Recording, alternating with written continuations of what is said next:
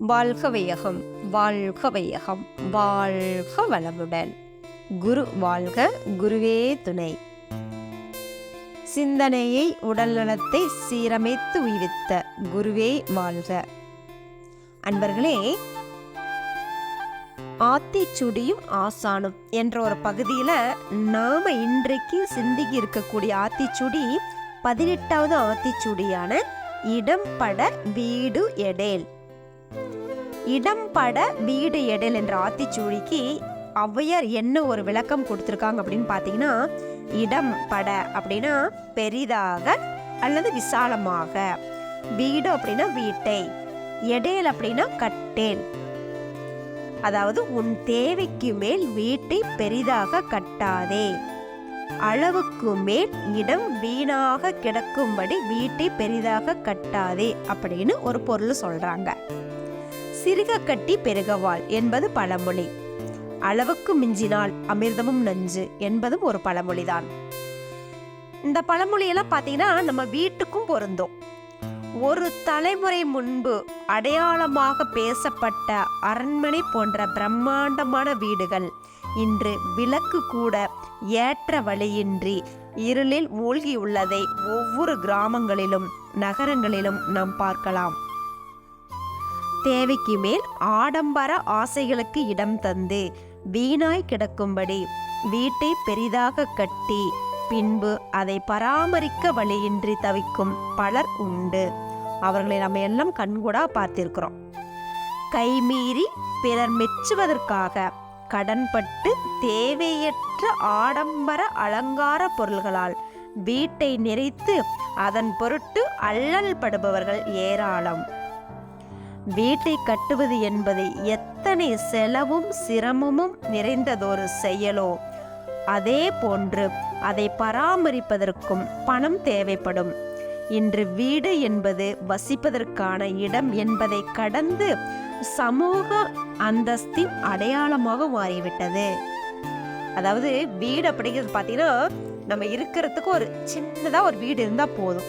இன்னைக்கு நம்ம என்ன பண்ணிட்டு இருக்கிறோங்க, நமக்கு சமுதாயத்தில் ஒரு அந்தஸ்து வேணும் அப்படிங்கிறதுக்காக நிறைய கடன்பட்டு, நிறைய சிரமப்பட்டு, உடல் அளவிலும் மனதளவிலும் நிறைய கஷ்டப்பட்டு நம்ம என்ன பண்றோம், வீட்டை கட்டுறோம்.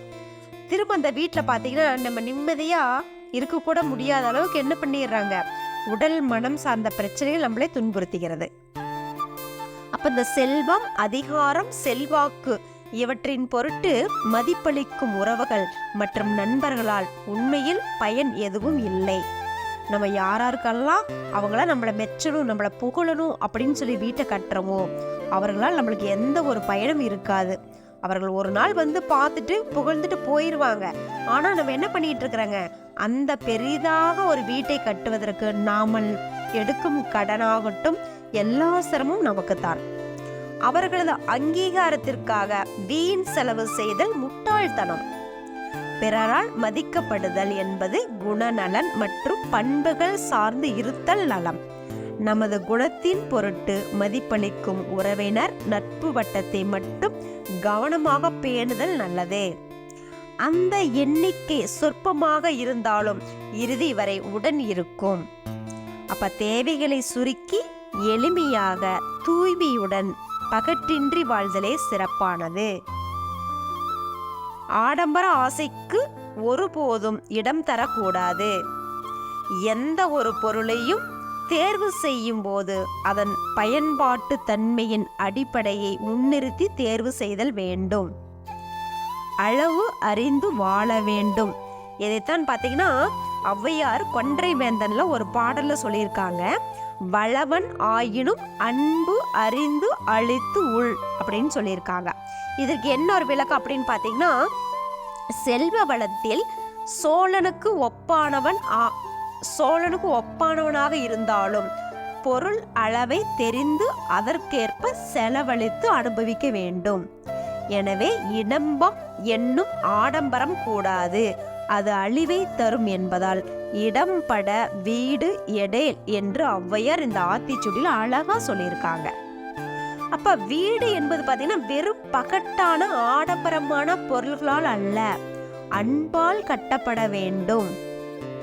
இப்போ பெரிய வீட்டை கட்டிடுறோம், அந்த வீட்டில் பார்த்தீங்கன்னா நிறைய ஆடம்பரத்திற்காக நிறைய பொருட்கள் வாங்கி போட்டுறோம். ஆனால் அந்த வீட்டில் பார்த்தீங்கன்னா நிம்மதியாக நம்ம இருக்கிறோமா அப்படின்னு பார்த்தீங்கன்னா அது ஒரு பெரிய கேள்விக்குறி தான். அப்போ அந்த அன்பால் அந்த வீடு கட்டப்பட வேண்டும். வீடு சிறிதாக இருந்தாலும் அதில் எப்படி இருக்கணுங்க, அன்னைக்கெல்லாம் பார்த்தீங்கன்னா சிறுக கட்டி பெருக வாழ்ந்தாங்க. இன்னைக்கெல்லாம் பெருசாக கட்டிடுறோம், சிறுக வாழ்ந்துட்டு இருக்கிறோம். அப்ப எளிமையே என்றும் அழகு. எளிமை என்பது இயல்பாக இருத்தல் வேண்டும். எத்தனை ஆயிரம் வருடங்களுக்கு முன் மக்கள் தொகை இவ்வளவு இல்லாத காலத்திலேயே ஔவையார் என்ன பாடியிருக்காங்க, இடம் பட வீடு எடேல். கிட்டத்தட்ட ஔவையார் பாடின காலத்துல பாத்தீங்கன்னா இவ்வளவு மக்கள் தொகையும் இல்லை, இவ்வளவு பெரிய வீடுகளும் கட்டப்படவில்லை.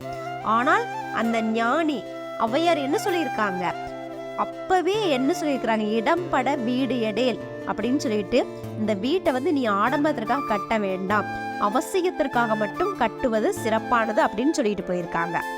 இதெல்லாம் நம்ம எங்க கேட்கிறோம், விவசாய உற்பத்தி குறைந்து உணவுப் பொருள்களின் விலை ஏறி திண்டாடுகிறோம். அப்ப நம்ம இன்னைக்கு என்ன பண்ணிட்டு இருக்கிறாங்க, பிளாட்டை, அதாவது விவசாய நிலங்களை நம்ம என்ன பண்ணிட்டு இருக்கிறோம், பிளாட் போட்டு வித்து அதுல நம்ம வீடு கட்டிட்டு இருக்கிறோம். அப்ப இப்ப எங்க பார்த்தாலும் பாத்தீங்கன்னா விளையும் நிலங்களை பிளாட் போட்டு நம்ம வீட்டு மனைகளாக மாற்றி அதில் வீடு கட்டி விடுகிறோம். இதனால் விவசாயம் நலிந்து போகிறது. வீடு எங்கு வேண்டுமானாலும் கட்டலாம். பயிர் விளைய நல்ல மண் வேண்டும், நீர் வரும் பாதையில் இருக்க வேண்டும். இப்படி நிறைய தேவைகள் இருக்கின்றன. அப்படி இருக்கும் இடங்களில் வீடு கட்டக்கூடாது. அதாவது ஒரு விவசாயம் விளைகின்ற ஒரு நிலத்துல வந்து பார்த்தீங்கன்னா நம்ம வீடு கட்டக்கூடாதுங்களாம். அப்படி வீடு கட்டினா அந்த விவசாயத்தில் வளரக்கூடிய பயிர் என்ன ஆகுது, கருகி போயிருங்கிறாங்க. அப்ப இடம் பட்டு போகும்படி வீடு கட்டக்கூடாது. பட்டு போதல் என்பது கருகி போதல். பயிர் பட்டு போகும்படி வீடு கட்டக்கூடாது அப்படின்னு சொல்றாங்க. அப்ப இன்னொரு பழமொழி பாருங்க, யானை அசைந்து தின்னும், வீடு அசையாமல் தின்னும் அப்படின்னு சொல்றாங்க. இதுக்கு என்ன அர்த்தம் அப்படின்னு பார்த்தீங்கன்னா, ஆசைக்கு ஆணையை பெரும் பொருள் செலவிட்டு வாங்கி விடலாம், ஆனால் அதற்கு நாள்தோறும் உணவு தந்து பராமரிக்க வேண்டும். நம்ம யானை வாங்கணும்னு ஒரு ஆசை இருப்போம், அதற்காக நிறைய பொருள் செலவு பண்ணி நம்ம என்ன பண்றோம், யானையை வாங்கிடுறோம். ஆனால் அந்த யானையை டெய்லி மெயின்டைன் பண்றதுங்கிறது பார்த்தீங்கன்னா ரொம்ப சிரமமான ஒரு காரியம். அதே போலதான் நம்ம ஆசைப்பட்டு பெரிய வீட்டை கட்டிடுறோம். அவ்வளோ பெரிய வீட்டை கட்டிட்டு நாம் இன்னைக்கு அந்த வீட்டில் எப்படி இருக்கிறங்க, பராமரிப்பதற்கு ஆள் இல்லாம நாமளே என்ன பண்ணிட்டு இருக்கிறோம், ரொம்ப சிரமப்பட்டு இருக்கிறோம். அப்ப தேவையை அறிந்து சரியான அவசியமான தேவை இருந்தால் மட்டும் அதற்கு தகுந்தாற்போல் வீடு கட்ட வேண்டும். இதைத்தான் இடம் பட வீடு எடேல் அப்படின்னு அவங்க அழகா அப்ப சொல்லிட்டு போயிருக்காங்க. இப்ப நம்ம ஆசான் அருட்தந்தை இதற்கு என்ன ஒரு விளக்கம் சொல்லியிருக்காங்க பாத்தீங்கன்னா, நம்மளுடைய ஆசான் என்ன சொல்லிடுறாருன்னா, இந்த நிலம், வீடு, தொழிற்சாலை இதெல்லாம் பார்த்தீங்கன்னா பொருள் துறையில சமநீதி அப்படிங்கிற வேதாத்திரி கருத்துக்கள்ல இதையெல்லாம் பொது உடைமை ஆக்க வேண்டும் அப்படிங்கிறாங்க. அப்போ தனித்தனியும் ஒவ்வொருத்தருக்கும் வீடு இருக்கிறதுக்கு பதிலா இப்ப நம்ம எல்லாம் பொதுவா வீட்டை வந்து பொது உடைமை ஆக்கிட்டோம்னா எல்லோரும் நம்ம என்ன பண்ணியிருக்கலாங்க, ஒரே இடத்துல இருந்து ஒரு குழுவாக செயல்பட்டு ஒரு 200 பேர் தங்கி சமைக்கக்கூடிய அளவுக்கு ஒரு பெரிய சமையல் கட்டுமட்டில் கட்டி விடலாம். அப்ப பாதி பேர் எல்லாரும் அந்த ஒரு அந்த சமுதாயத்தில் இருக்கக்கூடிய அந்த தெருவில் இருக்கக்கூடிய அனைவரும் அந்த ஒரே சமையல் கட்டுல சமைச்சு சாப்பிட்டுட்டு தொழில் செஞ்சுட்டு இருக்கலாம் அப்படின்னு அழகா சொல்லியிருக்காங்க. ஏன்னா ஒருத்தருக்கு பாத்தீங்கன்னா இருக்கிறதுக்கு வீடே இருக்க மாட்டேங்குது, அவங்க வாடகை வீட்டுல தங்கி இருக்காங்க. இன்னும் ஒரு சிலர் பாத்தீங்கன்னா வாடகை கூட கொடுக்க முடியாத சூழ்நிலையில பிளாட்பாரத்துல தங்கி இருக்கான். அப்ப ஆனா ஒரு சிலர் பாத்தீங்கன்னா பெரிய பெரிய அரண்மனைகளை கட்டி மாளிகைகளை கட்டி அதுல வாழ்ந்துட்டு இருக்காங்க. அப்ப அடுத்தவங்களோட சுதந்திரத்தை நம்ம பறிச்சு வாழ்ந்துட்டு இருக்கிறோம். இது வந்து விலங்கின குற்றம் தானே. அப்ப இந்த மாதிரி தேவையில்லாத செலவுகளை நம்ம தவிர்க்க வேண்டும். அதற்காகத்தான் மகரிஷி பொருள் துறையில் சமநீதி அப்படிங்கிற அந்த வேதாத்திரி தத்துவத்துல அந்த வீட்டை பொது உடைமை ஆக்க வேண்டும் அப்படின்னு அழகா சொல்லியிருக்காங்க. அப்ப ஒரு மனிதன் பாத்தீங்கன்னா அனுபவிக்க கூடியது நின்ன கால அளவுங்க, படுத்த உடல் அளவு, இவ்வளவுதான். நம்ம எவ்வளோ பெரிய வீடு கட்டி வச்சிருந்தாலும் நாம அந்த வீட்டுல அனுபவிக்கக்கூடிய இடமாக இருக்கிறது.